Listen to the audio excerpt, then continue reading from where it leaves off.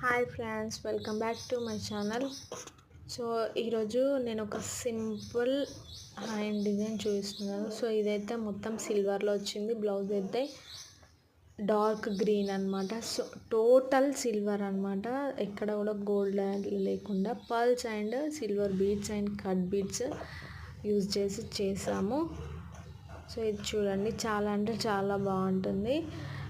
ఇలాంటి వర్క్ మీకు కావాలి అనుకుంటే స్క్రీన్ పైన వాట్సాప్ నెంబర్ ఇస్తాను. సో మెసేజ్ చేయండి.